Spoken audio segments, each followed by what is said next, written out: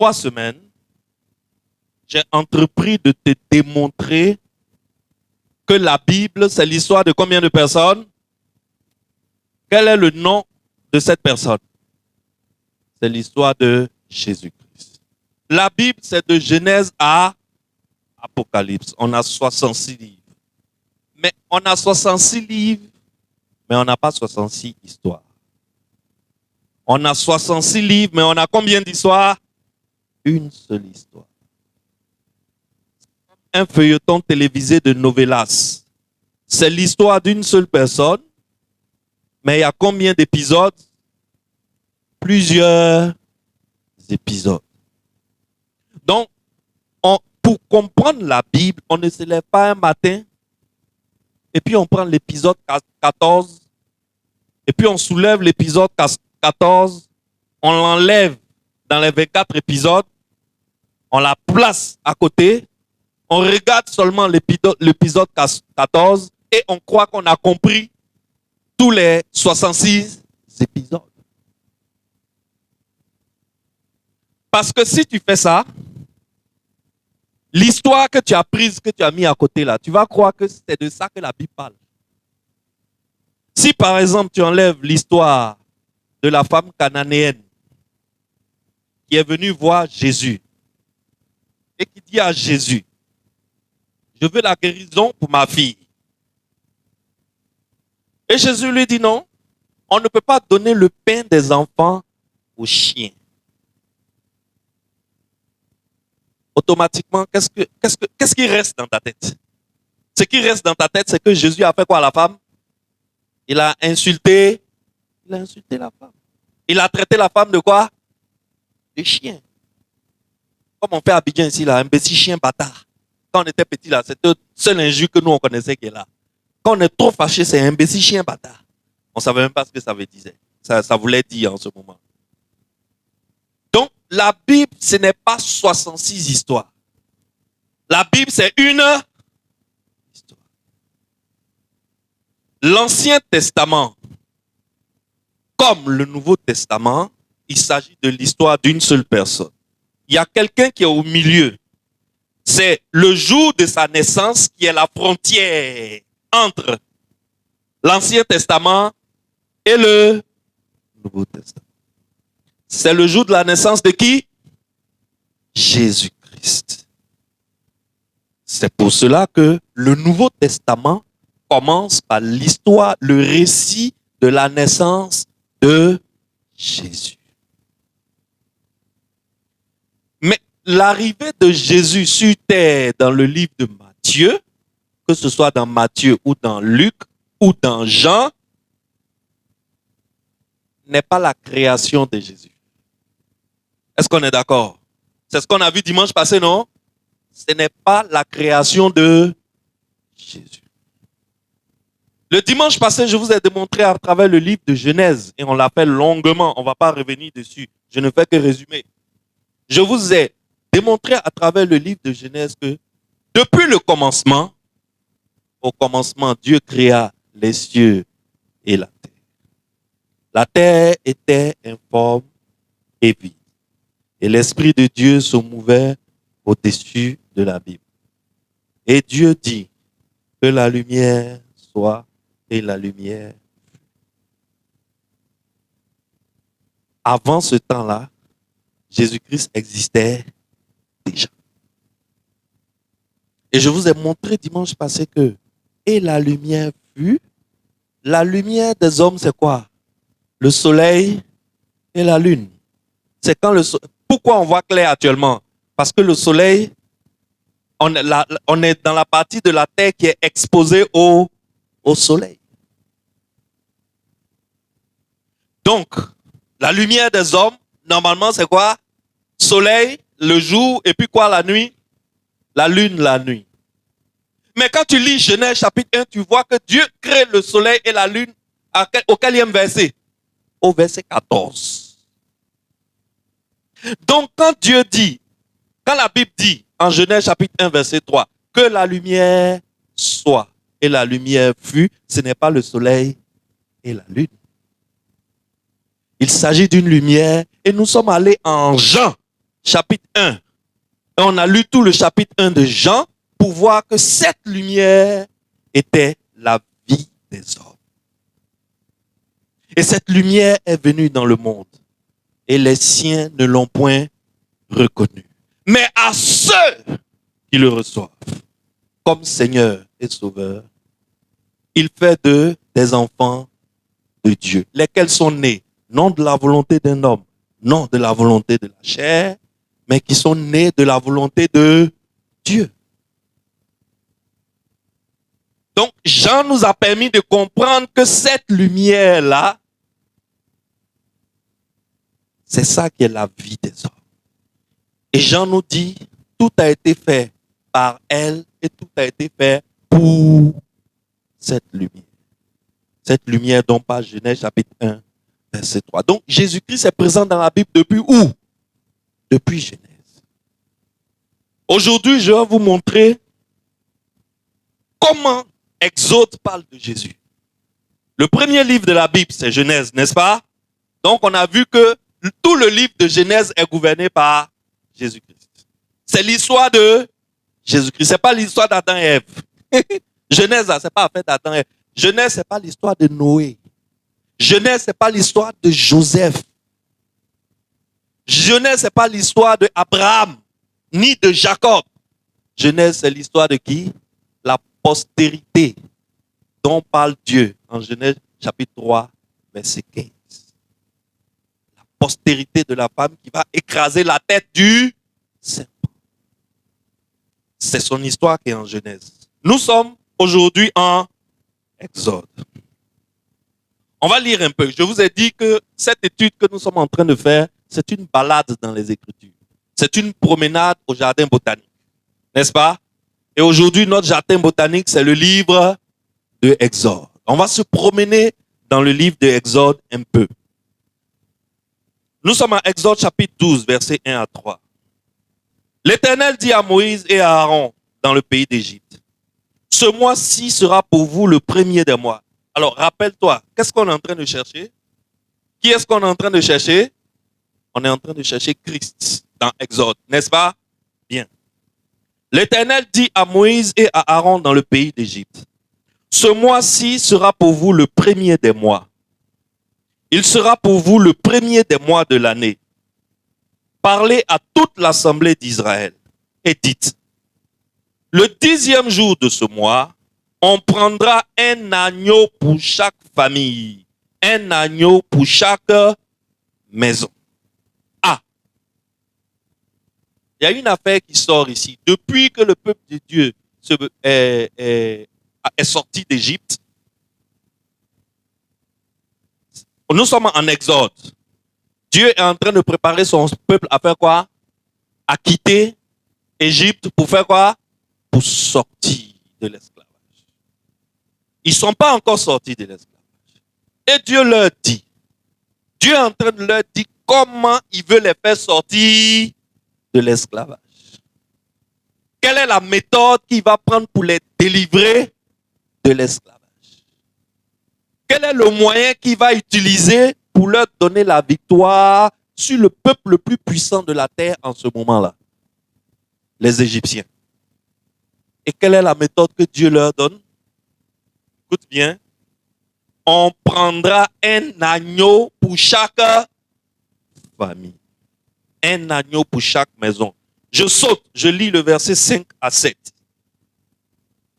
Ce sera un agneau sans défaut, mâle, âgé d'1 an.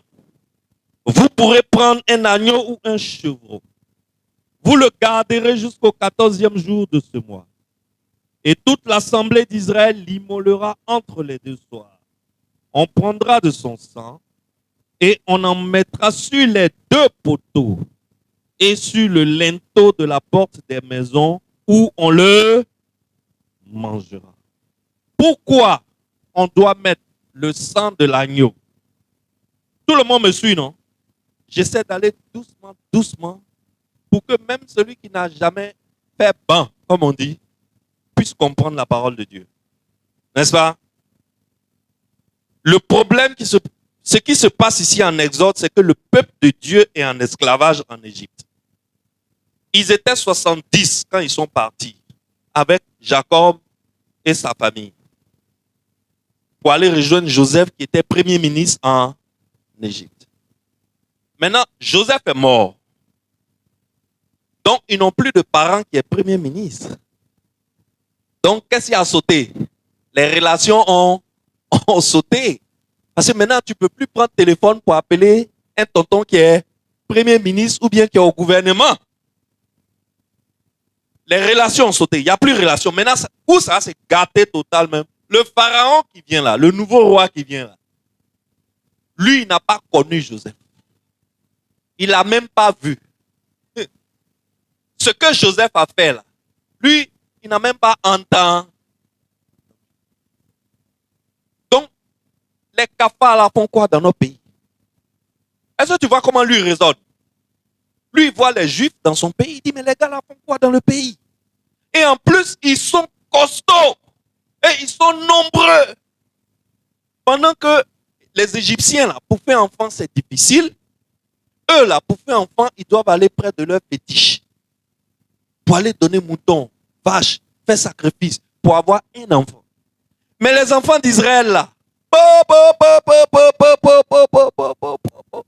ne peut pas toucher les mousseaux. Dès que jumeaux. Dès que touché, dès que triplé. Dès que touché, dès que ça pond seulement. Et la Bible dit les fils d'Israël étaient devenus beaucoup et vigoureux. Donc quand Pharaon et son gouvernement les regardent là, ils disent, mais si nos ennemis nous attaquent et que ceux-là se mettent sur nos ennemis, nous on est morts. Donc qu'est-ce qu'on doit faire? On les met en esclavage. Voilà comment les fils de Dieu sont rentrés en esclavage. 430 ans d'esclavage. Maintenant, le passage qu'on a lu là, c'est le jour où Dieu dit, trop, c'est trop. C'est bon comme ça. Je vais retirer mes enfants. Maintenant, pour retirer ces enfants, la méthode que Dieu dit à ses enfants, c'est que prenez un agneau mâle, sans défaut. Est-ce que tu vois maintenant où est quitté affaire des agneaux de Dieu? Gloire à l'agneau. Donc tu chantes ça. Car il est glorieux et digne de régner. Tu es en train de chanter qui? Tu es en train de chanter qui? L'agneau. Tu es en train de chanter l'agneau. Tu vois où affaire d'agneau l'a quitté? C'est ici affaire d'agneau l'a commencé. Parce que dans la tête de Dieu, dans le plan éternel de Dieu, le sauveur du monde, c'est un agneau. Maintenant, Dieu veut sauver son peuple un peu, c'est-à-dire, Dieu veut faire petite démonstration, petit. Parce que demain, Dieu va sauver le monde entier avec un agneau. Maintenant, il veut montrer à son peuple que pour sauver l'homme, il faut un agneau. Vous êtes en esclavage, je vais vous sauver. Mais ce qu'il faut, c'est un... Quand Dieu veut sauver, Dieu envoie qui? Dieu envoie l'agneau. Quand il y a une situation catastrophique dans la vie d'un homme, que Dieu veut intervenir, Dieu envoie qui? Un agneau. L'agneau. Et il leur dit, prenez l'agneau, égorgez-le. Ça, même, ce n'est pas égorger. En termes spirituels, on ne parle pas d'égorger, on parle de sacrifier-le. Ce genre d'égorgement-là, on ne dit pas égorger, on dit sacrifier. C'est de la même façon quand un voleur veut venir voler chez toi. Il dit donne, tu dis tu ne donnes pas, il tire sur toi, pam pam. Il t'a tué. Mais est-ce qu'on utilise le mot tuer? On dit il t'a assassiné. Donc on meurt, mais toutes les morts n'ont pas le même nom. Alors, l'agneau, là, vous allez couper son cou, le sang va verser. Vous l'avez tué, mais on n'appelle pas ça tuer. On appelle ça sacrifier. Vous le sacrifiez, vous prenez le sang. Voici la porte de ta maison. Qu'est-ce que tu fais? Tu prends le sang de l'agneau, tu mets sur les côtés ici, sur les côtés ici, et puis sur le linteau. Et puis, toi, va dormir. Vous voulez que je vous sauve, non? Tuez agneau. Mettez le sang sur le linteau de votre porte, rentrez chez vous, dormez. Comment moi je vais faire pour vous sauver? Ce n'est plus à votre niveau. Moi, j'ai juste besoin de voir un signe. Et voilà ce que la Bible dit. La Bible dit dans le verset suivant, en Exode 12, verset 13, il dit, le sang vous servira de signe sur les maisons où vous serez. Je verrai le sang et je passerai par-dessus vous.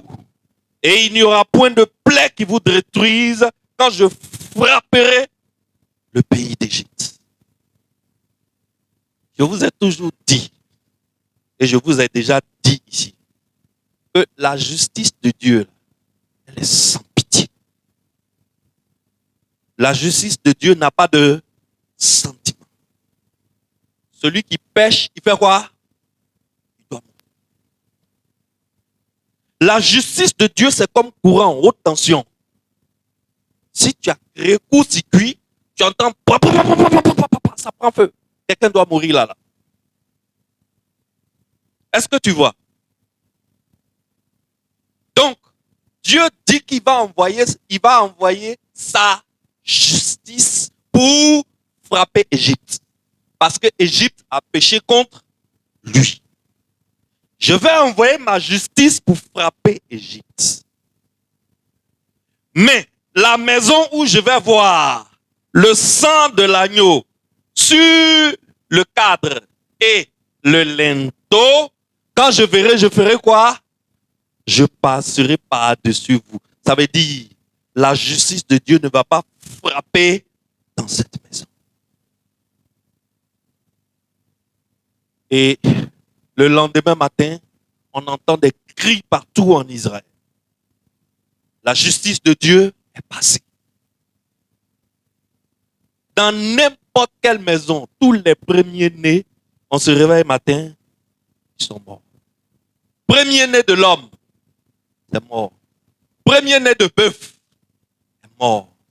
Premier-né de mouton, est mort. Premier-né de cabri, est mort. Premier-né de poisson dans l'eau, est mort. Premier-né de fourmi, est mort. Premier-né de cafard, est mort. Pharaon dit, il y a quelque chose qui ne va pas. Pharaon lui-même, son premier-né qui doit lui succéder au trône, il est mort. Il dit, les gars là, libérez-les, ils vont partir. Ce niveau-là, c'est trop élevé. Je suis Pharaon, hein. J'ai une grande armée. Mais niveau comme ça là, c'est trop élevé. Libérez-les. Voilà comment le peuple de Dieu va recevoir sa liberté et sa libération. Mais il a fallu un agneau. Il a fallu un agneau. Maintenant, quand Jésus-Christ était sur terre, le jour, parce que ce jour-là, cette célébration-là, c'est ce qu'on appelle la Pâque. Et c'est ce jour-là que Pâques a commencé. Pâques a commencé en Égypte, dans la vallée de Goshen. N'est-ce pas? La première Pâque a été la libération du peuple physique de Dieu, les Juifs. Jésus arrive sur terre. À la veille de la Pâque, voilà ce que Jésus va dire. Je vous ai déjà dit que ce qui s'est passé dans la vallée de Goshen en Égypte n'était que le petit format d'un grand quelque chose qui va arriver un jour. Dieu là, c'est quelqu'un qui ne se mélange pas. C'est l'homme qui ne comprend pas. Parce que nous, on prend un épisode. Mais Dieu, lui, là, il regarde quoi? Tout le film. Et il connaît déjà la fin. Dieu ne se mélange pas. Jésus vient sur terre à la veille de la Pâque où il devait être sacrifié. Voilà ce qu'il dit. Matthieu chapitre 26, verset 1 à 2. Il dit, lorsque Jésus eut achevé tous ses discours, il dit à ses disciples, vous savez que la Pâque aura lieu dans 2 jours et que le Fils de l'homme sera livré pour être crucifié. Le Fils de l'homme sera livré pour être sacrifié sur la croix. Crucifié, ça veut dire sacrifié sur une croix. C'est ça le mot crucifié. Et que, il dit quoi? Il dit, la Pâque aura lieu dans 2 jours et le Fils de l'homme, moi, je serai livré pour être crucifié. Qui est donc l'agneau qui sera crucifié pour le salut de tous les hommes? C'est Jésus-Christ. C'est pour cela que Si tu te rappelles, le jour où Jean-Baptiste devait le plonger dans l'eau, Jean était là. Et puis Jésus a commencé à marcher pour venir vers lui. Qu'est-ce que Jean a dit? Voici, lisons dans la Bible. On va dire que toi et moi, là, on s'est entendu à l'avance. Jean chapitre 1, verset 29. Le lendemain, Jean vit Jésus venant à lui. Et il dit, voici l'agneau de Dieu qui ôte le péché du monde. L'agneau de Dieu qui ôte le péché du monde.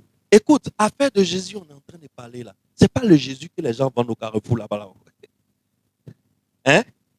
C'est pas le Jésus qu'on vend au Carrefour là-bas. Là. On est en train de te parler de l'agneau de Dieu qui seul est capable, par son sang, d'ôter le péché du monde. On est en Exode.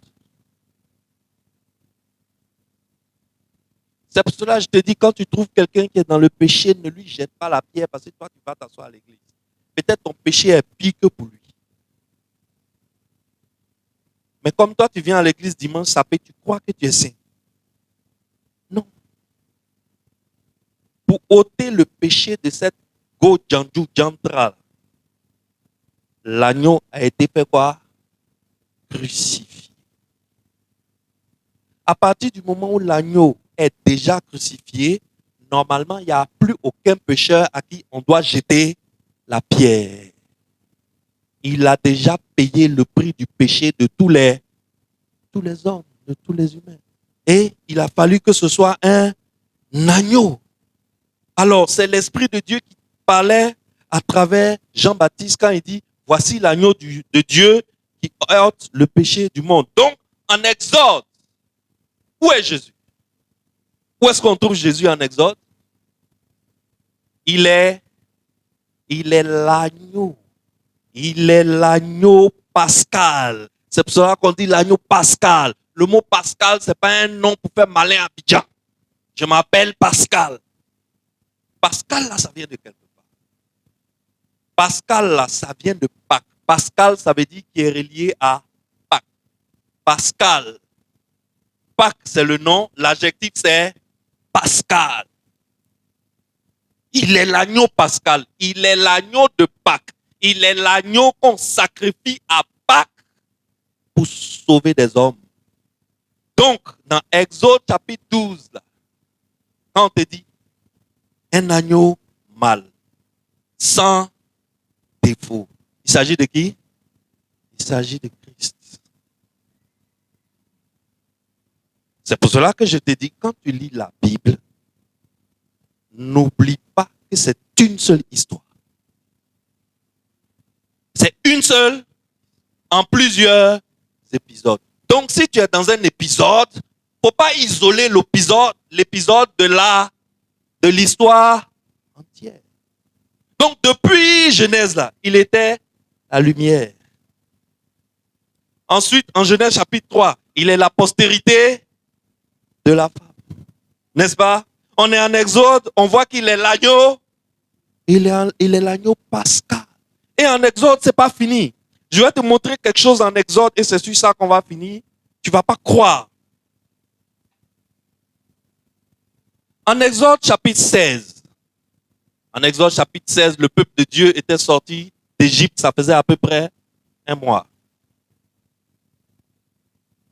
Et le peuple de Dieu, ils sont arrivés à Élim.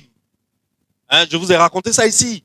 Ils sont sortis 3 jours après, ils sont arrivés à la rivière de Mara, ils ont eu soif, il n'y avait pas de l'eau, ils ont bu l'eau de la rivière de Mara, l'eau était amère, etc. Ils ont bavardé sur Moïse, des gens qu'on vient de sauver de cette façon, avec le sang d'un agneau, en tuant les premiers-nés de chaque chose, jusqu'à premier-né de mouche même est mort, à cause de vous. Vous ouvrez votre grande clapette, votre gueule, sur celui qui vous a sauvé pour lui dire pourquoi il ne vous a pas laissé en Égypte et il vous envoie dans un désert où il n'y a pas l'eau. Si quelqu'un est capable de tuer premier-né de chaque être qui existe sur terre pour toi, c'est l'eau, il ne peut pas te donner. et affaire d'Égypte, affaire de Mara est passée. Ils sont quittés à Mara. Quelques jours après, ils sont arrivés dans l'oasis de Élim. Élim, où il y avait les 70 palmiers et les 12 sources d'eau. Une source d'eau pour chaque tribu. Dieu est en train de montrer aux hommes, je suis capable de vous donner tout ce dont vous avez besoin. Imagine en plein milieu du désert, il y a 12 tribus qui viennent et les 12 tribus se trouvent en face de 12 sources d'eau au désert. Est-ce que tu sais ce qu'on appelle désert, amigo mio? Non, tu ne sais pas ce qu'on appelle désert. Est-ce que tu as été une fois au Niger? Au Niger. Et je ne te parle même pas encore de désert d'Algérie, Sahara, là. Hein. Niger. Burkina, même vers le nord un peu. Mali. Il y a des endroits de Mali. Non, tu ne connais pas désert. C'est pour cela que ton cœur bat. Pour le moment, là, je te parle même, tu ne réagis pas. En plein désert. Désert, il fait tellement chaud que lorsque tu aspires l'air comme ça pour respirer, l'air qui rentre en toi là brûle les poumons. Donc, tu ne sais pas où tu vas chercher l'air. Qu'est-ce que les Touaregs font? Ils prennent le tissu, ils mouillent le tissu et puis ils mettent quoi sur leur nez. Pour que quand ils respirent, là, l'air chaud là, passe à travers le filtre. Pour qu'ils puissent respirer l'air frais. Ils quittent le désert de Élim. L'histoire que je veux te raconter, ils quittent Élim. Ils se dirigent vers Sinaï, vers la montagne de Sinaï. Là où de grandes choses vont se passer. Mais sur la route, ils arrivent dans un désert qu'on appelle le désert de Sin. Arrivés dans le désert de Sin, quelque chose se passe. Les gars ont soif encore. Les mêmes gars qui ont eu soif 3 jours après leur sortie. Et puis, Dieu leur a montré une rivière. Ils sont allés. Malheureusement, l'eau était amère. Et Dieu a réglé le problème. Et l'eau est devenue douce. Les mêmes gars là ont soif encore. Ils ont déjà oublié que quand ils ont soif, Dieu pourvoit toujours. L'homme, lui, veut que Dieu n'a qu'à lui faire tomber tout droit dans le bec avant même que le problème ne se pose. Donc, l'homme même ne veut même pas être affronté, confronté à problème petit même. Dès que l'homme est confronté à problème petit seulement, wow, Dieu, où es-tu? Seigneur, où es-tu? Mais Seigneur, et les jeûnes et prières que j'ai fait. Mais Seigneur, et toutes les offrandes que j'ai données à pasteur Bâtard Auréa, il a bouffé là. Tu n'as pas vu aussi. Mais Seigneur, j'ai prié. Seigneur, depuis là, je te parle. Seigneur, tu as laissé, on va me chasser de ma maison. Seigneur, tu vas laisser mes enfants vont pas aller à l'école cette année. Je t'ai fait quoi?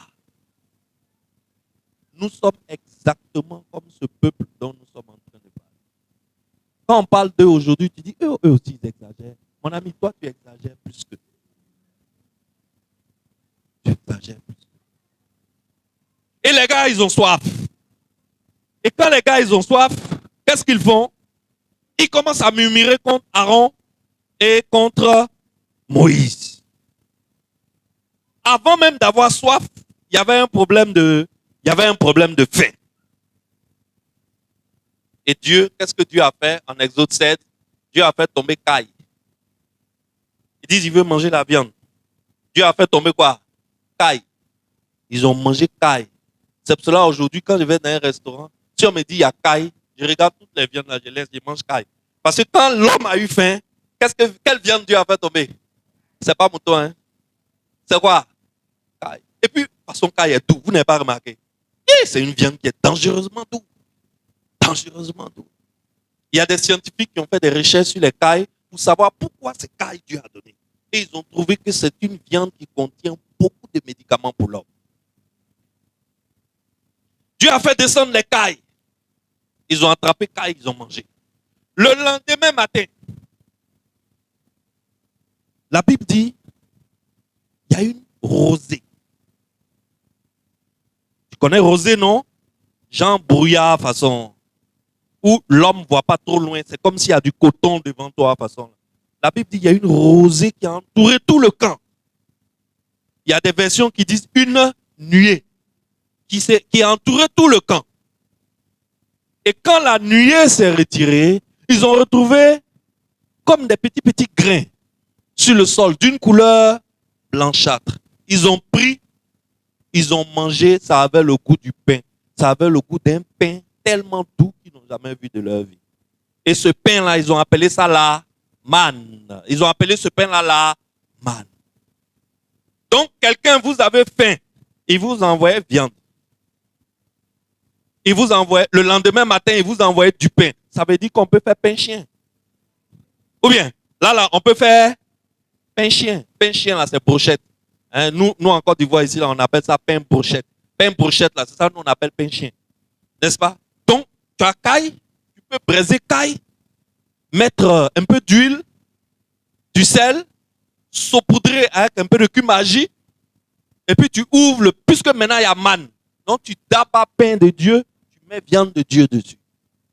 Dieu a fait ça pour eux. Maintenant, ils ont fini de manger, ils ont soif. Des gens à qui Dieu vient de donner viande et puis pain. Ils ont soif. Or, les mêmes gars-là, on a tué les premiers-nés d'Égypte pour eux. Les mêmes gars-là, on a ouvert la mer en deux. On a fabriqué pont en une nuit. Ils ont parcouru le pont. Quand eux, ils sont quittés, Dieu a détruit le pont pour vous. Les mêmes gars-là, ils sont arrivés à la rivière de Mara. L'eau était amère. Moïse dit, tu vois, arbre là, coupe. Et Dieu dit à Moïse, tu vois l'arbre que tu vois là, coupe une branche, jette dans l'eau. Moïse a jeté dans l'eau, l'eau est devenue douce. Les mêmes gars-là, Dieu les envoyait dans un désert où il y avait 70 palmiers et 12 sources d'eau. Une source pour chaque tribu. Les mêmes gars-là, ils ont faim, Dieu leur envoie caille, il leur envoie manne. Maintenant, ils ont soif. Ils murmurent contre Moïse et Aaron. La Bible dit, Moïse était obligé de dire à Dieu, Seigneur, que va-t-il se passer? Il reste un peu, les gars là vont nous lapider. Ça veut dire que ce n'était pas genre murmure où on se cache. Tu vois, non? Les bâtards là même, ils font quoi là-bas? Ils sont devant nous-mêmes, ils prennent l'argent, ils mangent. L'argent là, ça reste en haut là-bas. L'argent là, ça ne descend pas ici. Je suis sûr qu'on leur a donné l'argent pour faire saut d'ici dans le pays là. Mais ils n'ont pas fait l'an des châteaux là, ils ont main. L'argent des trucs là, ils ont main. Ça a dépassé le niveau là. C'était arrivé maintenant où c'était bec. Où c'est arrivé là, il restait seulement pour prendre quoi? Caillou. Contre. Oh, acclame pour Dieu. Il est incroyable.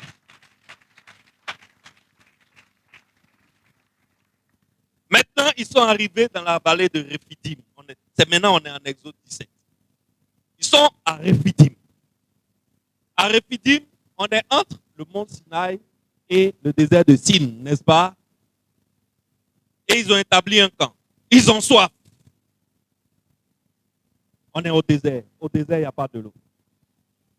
Et les gars, ils sont énervés. Ils veulent lapider Moïse et Aaron. Voici ce que Dieu va dire. Exode chapitre 17, versets 5 à 6. L'Éternel dit à Moïse, passe devant le peuple. Prends avec toi des anciens d'Israël. Prends aussi dans ta main ta verge avec laquelle tu avais frappé le fleuve. Et marche. Voici, je me tiendrai devant toi sur le rocher d'Horeb. Tu frapperas le rocher. Je me tiendrai devant toi sur le rocher de Horeb. Tu frapperas le rocher et il en sortira de l'eau et le peuple boira. Et Moïse fit ainsi aux yeux des anciens d'Israël. Ah, les gars ont soif. On est à Rephidim maintenant. Hein, on a quitté Sin. C'est à Sin que Dieu a fait venir Caï avec manne, n'est-ce pas? Et depuis Sin maintenant, là, tous les matins quand ils se réveillent, il y a manne. Tous les matins, il y a manne. Maintenant, ils disent ils auront soif. Dieu dit, bon, comme c'est arrivé où on veut vous lapider, prends les anciens du peuple. Il y a un rocher à Horeb. Tiens-toi sur le rocher et dis au peuple d'entourer le rocher. Prends ton bâton. Ton bâton avec, tu te rappelles le bâton avec lequel tu avais frappé la mer Rouge et puis ça s'est ouvert en deux là. Prends le bâton là. Qu'est-ce que tu fais? Tape le rocher. L'eau va sortir et ils vont boire. Et qu'est-ce que Moïse fait? Joe, c'est chaussieux. Donc, rapidement, Moïse réunit les anciens d'Israël. Il prend Aaron. Peut-être même qu'ils avaient mis paille sur leur tête. On ne sait jamais. Caillou peut sortir là. Ah, les politiciens souffrent. Hein. Il y a des fois, les politiciens, je suis sûr qu'on vous avoir des endroits où vous ne voulez pas aller. Aïe! Mais quand le peuple est fâché, ce n'est pas bon. Hein. Quand le peuple est fâché, le cerveau, là, c'est déconnecté. Courant monte plus. Le reste, là, c'est quoi? Caillou. Le reste, là, c'est caillou. Donc, il quête jusqu'à il arrive au rocher. Il fait quoi? Bah, il tape le rocher. L'eau commence à sortir d'un rocher. Est-ce que ce rocher-là, c'est source d'eau? Rocher, c'est caillou. Ou bien, les gars, rocher, c'est caillou de caillou. Tu dis, tu es karatéka, toi, tu fais Muay Thai. Il n'y a pas l'homme pour toi. Va casser le rocher à ton pied, on voit. Ou bien, si tu es garçon, il faut donner coup de pied à Si tu donnes coup de poing à rocher, qu'est-ce qui va se passer? Tu fractures. Mais Moïse tape le rocher et qu'est-ce qui sort? L'eau sort. Et le peuple boit de l'eau à satiété. Plus tard, on arrive dans le désert de Chine, là où la sœur de Moïse est morte. Là, on est à Kadès. On est à Kadès Barnéa. Kadès Barnéa, on est où? Quand tu es à Kadès Barnéa, tu vois la terre promise. Ils ont déjà fait les 40 jours de marche depuis Égypte. Ils sont arrivés à Kadès. Mais à Kadès, ils ont soif encore. Est-ce que tu vois? On est en plein désert. Il n'y a pas rivière, il n'y a pas fleuve, il n'y a pas Bandama, il n'y a pas Kabali. C'est là où tu vois que la Côte d'Ivoire est un pays béni quand même. En Côte d'Ivoire, il y a Kabali, il y a Bandama, il y a Komoué, il y a Lagune Hébrée, Lagune Abi. Jésus habite en Côte d'Ivoire, les gars. Jésus aime la Côte d'Ivoire. Waouh! Les gars là n'ont pas tout ça. Ils sont en Kadès. Ils ont soif encore. Si c'était vous, qu'est-ce que vous allez faire? Moi, je sais que si c'est mon peuple de Tam Gloire, là, il y a eu un problème. Je me suis tourné vers l'Éternel. Solution est venue. Deuxième fois, solution est venue. Troisième fois, solution est venue. Je suis sûr que Jacques va appeler Régis. Régis va appeler Adia. Ils vont appeler Nado. Ils vont appeler les papas Alexis. Ils vont faire réunion. Ils vont dire, l'homme là, chaque fois qu'il y a problème, il se tourne vers l'Éternel. Solution sort. Donc, allons calmer nos familles. Allons calmer le peuple. Disons au peuple, allons dire au peuple que solution là, lui là, ce pasteur là, s'il se met devant son Dieu, solution va sortir. Je suis sûr que c'est ce que vous allez faire, vrai ou faux. Acclamez pour vous-même. Mais le peuple de Moïse n'est pas courant. Le peuple de Moïse n'est pas comme ça, mon ami. Non, ils sont camés même. Là encore, à Kadès, où on voit derrière la terre promise, ils ont soif. Normalement, ça doit aller doucement, non? Ah, l'évier, ça ment. On a soif. L'évier, il faut te tourner encore vers ton Dieu, là. Lui, là, il fabrique l'eau partout. Dis-lui, il n'a qu'à nous donner de l'eau. Qu'est-ce que les gars font? Les gars prennent caillou encore. Ils veulent lapider Moïse et Aaron. La Bible dit, Moïse et Aaron ont couru. Mais leur vie est un... Et quand ils ont couru, en ce moment, on est en nombre. Là, on est dans le livre de Nombre. On est déjà passé dans Lévitique. En Lévitique, Dieu a déjà donné le tabernacle à son peuple. Donc maintenant, Dieu a un temple et un autel. Quand tu veux rencontrer Dieu, tu vas te prosterner sur l'autel et Dieu te parle. Donc Moïse et Aaron ont fait quoi? Ils ont ranawé, comme on dit. Ils ont gagné un temps pour aller se jeter sur l'autel de Dieu, dans le tabernacle. Pour dire, Seigneur, ce peuple, qu'est-ce qu'on peut faire pour un tel peuple? La gloire de Dieu apparaît à Moïse et à Aaron. Et l'Éternel dit, Nombre chapitre 20, verset 7 à 12. N'oublie pas, je te raconte toute cette histoire-là, c'est pour aboutir où? C'est pour te montrer que toute cette histoire-là, il ne s'agissait pas de Moïse, d'Aaron et d'Israël, mais il s'agissait de... Suis-moi bien. On a fini. Nombre 20, 7 à 12. L'Éternel parla à Moïse et dit, prends la verge. Vous connaissez la verge là maintenant, non? Hein? Le bois là. Prends la verge et convoque l'assemblée, toi et ton frère Aaron. Vous parlerez en leur présence au rocher. Ah, rocher a apparu encore ici. On était où? À Rephidim. Dieu l'a envoyé sur le mont Horeb. Il dit tape le rocher. Maintenant on est à Kadès. Même problème. Dieu parle de quoi? Dieu parle encore d'un rocher. Et il dit, cette fois-ci, écoute bien. Il dit, vous parlerez en leur présence au rocher. Et il donnera ses eaux. La première fois, Dieu avait dit quoi? Faut faire quoi? Frappe le rocher. Mais maintenant, Dieu dit, fais quoi au rocher? Parle au rocher. Et tu feras sortir pour eux de l'eau du rocher et tu abreuveras l'assemblée et leur bétail. Moïse prit la verge qui était devant l'Éternel, comme l'Éternel le lui avait ordonné. Moïse et Aaron convoquèrent l'assemblée en face du rocher. Et Moïse leur dit, écoutez donc, rebelles. Là, le cœur de Moïse est chaud. Est-ce de ce rocher que nous vous ferons sortir de l'eau? Puis Moïse leva la main et frappa 2 fois le rocher avec sa verge. Il sortit de l'eau en abondance. L'assemblée but et le bétail aussi. Ah, il y a un problème ou il n'y a pas un problème? Il y a un énorme problème. Quand l'eau vint à manquer au peuple de Dieu et que la vie de Moïse et de Aaron était en danger, on voulait les lapider, Dieu les a envoyés vers un rocher. Quand le peuple de Dieu était en train de souffrir en Égypte, Dieu leur a envoyé un agneau.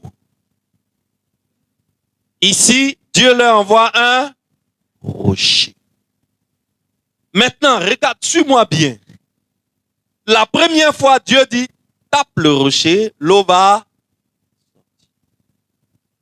Quand le problème se repose à nouveau, Dieu dit cette fois-ci, parle au. Dieu lui a bien dit, prends ta verge au début. Ça veut dire que tu auras toujours ta verge en main. Mais cette fois-ci, tu ne vas pas prendre la verge pour taper. Cette fois-ci, il faut faire quoi? Parler au rocher. Moïse arrive là-bas. Le peuple est autour de lui, ils ont soif. On veut les lapider. Donc il prend la parole, il dit, regarde-moi des rebelles comme ça. C'est des rebelles, vrai ou faux? C'est des rebelles. Parce que Dieu a déjà fait ça 10 fois. Votre problème est où? Calmez-vous, il va faire encore. Ton problème dans lequel tu es aujourd'hui là, Dieu va faire encore. Dis-moi amen. Dieu va faire encore. Toi, tu es dans quel problème que Dieu ne va pas faire, que Dieu ne peut pas faire? Dis-moi le nom de ton. Je vais te montrer des problèmes dans la Bible qui sont 1000 fois pires que pour toi, mais Dieu a fait. Et Dieu dit, Moïse, parle au rocher. L'eau va sortir. Moïse est parti dans sa colère. Son peuple a tellement chauffé son cœur que, au lieu de dire, rocher, donne-nous de l'eau, Moïse prend sa bêche, fia, il tape 2 fois. Et l'eau fait quoi? La Bible dit quoi? L'eau fait quoi? L'eau sort. Dieu, lui, n'a pas de problème. Hein. Dieu, c'est pas un gars compliqué. Les gars ont besoin d'eau, non? Il leur a donné l'eau. Malgré que Moïse n'a pas obéi à ce que Dieu dit, l'eau est quand même, si c'était toi, est-ce que l'eau allait sortir? Moi, il t'a dit, parle, toi tu frappes. Bâtard là, tu as force plus que moi. L'eau là n'a qu'à sortir, hier, voir. Dieu s'est calmé. Les gens avaient besoin d'eau. Il a donné de l'eau. Mais regarde ce que Dieu dit à Moïse. Et c'est là où tu vas voir Jésus-Christ commencer à apparaître. Nombre chapitre 20, verset 12. Alors l'Éternel dit à Moïse et à Aaron, parce que vous n'avez pas cru en moi pour me sanctifier aux yeux des enfants d'Israël, vous ne ferez point entrer cette assemblée dans le pays que je lui donne. Comme je t'ai parlé, je t'ai dit, parle au rocher. Mais tu ne m'as pas obéi. Toi, tu es parti, tu as fait quoi? Tu as frappé le rocher combien de fois? 2 fois. Moïse, la terre promise là, que j'ai promis depuis à Abraham, ton ancêtre, jusqu'à aujourd'hui. Là. Toi, tu ne mettras pas le pied. Voilà comment Moïse va perdre la récompense que Dieu gardait pour son peuple. Pourquoi? Pourquoi Dieu est fâché jusqu'à son meilleur pasteur sur terre? Dieu lui retire la récompense. Pourquoi?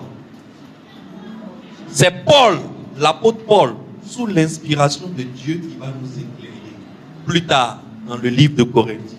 Lis avec moi en 1 Corinthiens chapitre 10, verset 3 à 4. C'est là où tu vas comprendre la colère de Dieu.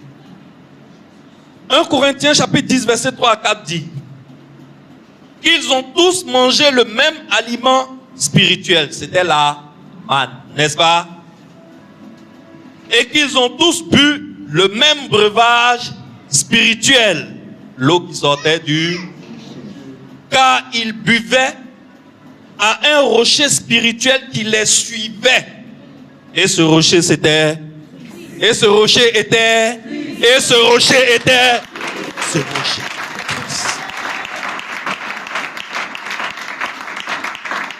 Oh donc, depuis que le peuple de Dieu est sorti d'Égypte et est en train de marcher dans le désert, il y avait un rocher qui suivait le peuple de Dieu. Et quand les situations compliquées sont arrivées, surtout la situation de la soif, Dieu dit, Moïse, tape le rocher. La verge qui était dans la main de Moïse tape le rocher. C'était la justice de Dieu. Le peuple n'est pas juste. Mais Dieu donne sa grâce à travers le rocher, Jésus-Christ. Donc, comme ma grâce vous suit, vous n'êtes pas juste, mais ma justice vous suit. Ma grâce vous suit. C'est un rocher. Vous avez soif, tape, l'eau va sortir. C'est pour cela que la deuxième fois, quand ils ont eu soif, Dieu n'a plus dit tape. Parce que le rocher a été déjà tapé. La justice de Dieu frappe une seule fois.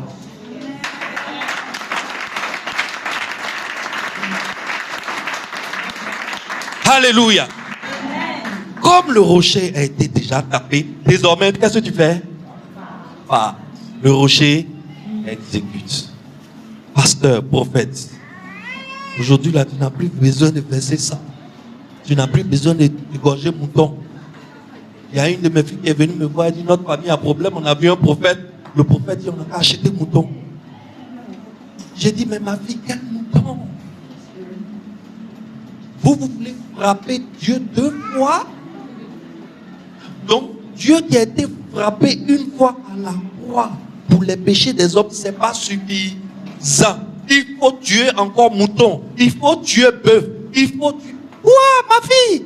Il faut quitter là-bas. Viens t'asseoir dans mon église.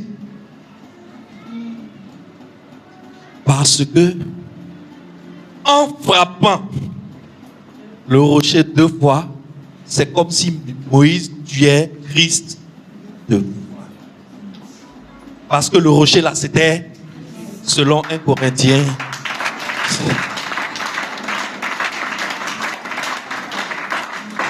tu vois que la Bible, c'est quelque chose qui est clair. La Bible, c'est quelque chose qui est cohérent. Tu as juste besoin de quelqu'un qui comprend pour t'aider.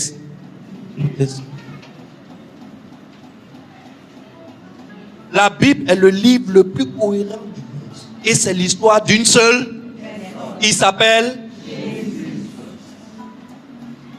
Voilà comment le meilleur pasteur du monde, un pasteur qui conduisait un peuple de plus de 3 millions de personnes, un pasteur qui conduisait un peuple de plus de 3 millions de rebelles, mais il ne s'est jamais énervé. Le seul jour où il s'est énervé, il a frappé le rocher 2 fois. À cause de ça, Dieu dit, tu n'entreras pas dans la terre. Voilà comment Moïse, après avoir souffert avec tout ce peuple, depuis l'Égypte, il arrive où il va manger le lait et le miel. Dieu dit, lait et miel, là, toi, tu ne vas pas goûter. Parce que celui qui te suivait, c'est ma justice. Il s'appelle Christ. C'est lui qui est la lumière du monde. C'est lui qui est l'agneau pascal. C'est son sacrifice qui libère les hommes de tous leurs péchés. C'est lui qui est venu dans le monde afin de faire des enfants de l'homme, des enfants de Dieu. Il était enfant de Dieu, il s'est fait fils de l'homme afin que les fils de l'homme deviennent fils de Dieu. Et depuis Égypte, il était avec le peuple de Dieu. Il était le rocher qui suivait Israël. Christ est le rocher du salut des hommes depuis le commencement du monde jusqu'à aujourd'hui. Alors, Christ est dans Exode ou bien Christ n'est pas dans Exode? C'est dans Exode. Dans Exode, il est le rocher de notre... Moïse n'a pas compris ça. Moïse n'a pas eu cette révélation. Et Moïse est mort là où la récompense était devant lui. Où Moïse était arrêté à Kadès, il voyait déjà, mais il n'est pas entré. Parce qu'il a frappé le rocher 2 fois. Il a frappé Christ 2 fois. On ne peut pas frapper Christ 2 fois. Christ meurt une fois et tous nos péchés sont pardonnés. Et nous passons de la mort à la vie. Et toi et moi qui étions fils des hommes, on devient désormais enfants de Dieu. Voilà ce que Jésus-Christ a fait pour moi. C'est pour cela que quand je parle de Jésus, je pleure. Je te dis la vérité. Quand je parle de Jésus, mes larmes coulent. Quand je médite sur Jésus, je fais comme ça. Tout le temps, seul dans ma chambre, sur mon lit. Quand je médite sur Jésus, quand je médite sur ce que je me regarde jusqu'à je dis, le gars qu'on appelle Dieu, il a trouvé quoi dans moi? Mais pourquoi il fait tout ça là pour nous? Pourquoi il fait tout ça là pour nous? Quand on dit Dieu t'aime, tu n'as pas été. Tu n'as pas été quand. C'est pour cela que tu ne peux pas regarder tes problèmes pour les comparer à la grandeur de Dieu. Tu ne peux pas regarder tes problèmes pour dire que Dieu m'a oublié. Dieu t'a pas oublié. Il y a un rocher qui te suit. Mais tu ne sais pas qu'il y a un rocher qui te suit. Et parfois tu tapes le rocher là 2 fois. Alors que le rocher là, il a été déjà frappé. Et ce rocher là, maintenant, qu'est-ce que tu dois lui faire?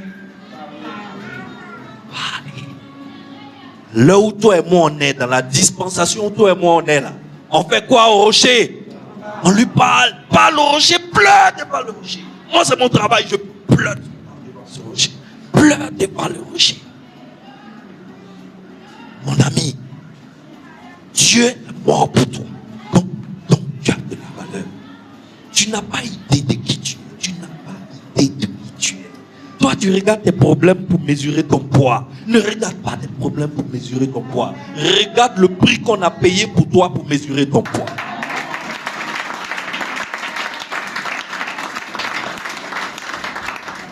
La vie chrétienne, c'est le paradis sur terre. La marche chrétienne est la plus belle chose qui peut arriver. Non, ça. Marcher avec Christ, c'est un délice. Christ n'a jamais dit que le problème ne va pas venir. Mais il dit quand le problème arrive là, Parle au rocher. Parle au problème arrive, parle au rocher. Parle au rocher, ma fille. Ma fille, quand ça vient, fais quoi? Parle au rocher. Parle au rocher. Ne te tais pas, parle au. Le rocher, là, il est là depuis le commencement de l'histoire des hommes. Le rocher, là, il existe depuis l'éternité. Quand le monde était noir, Dieu a fait appel à ce rocher qui s'appelle la lumière. Ce rocher-là, il est immortel. Le jour où les hommes l'ont tué, le troisième jour, il s'est ressuscité. Toi, ton problème est où? Toi, ton problème est où? Toi, ton problème est où? On a tout fait pour toi. Toi, ton problème est où? Parle au. Donc, tu n'as pas parlé. Ça aussi, tu ne peux pas faire. Christ est le rocher du salut des hommes. C'est le thème de mon message ce matin. Christ est le rocher du salut. Clap pour ce Seigneur.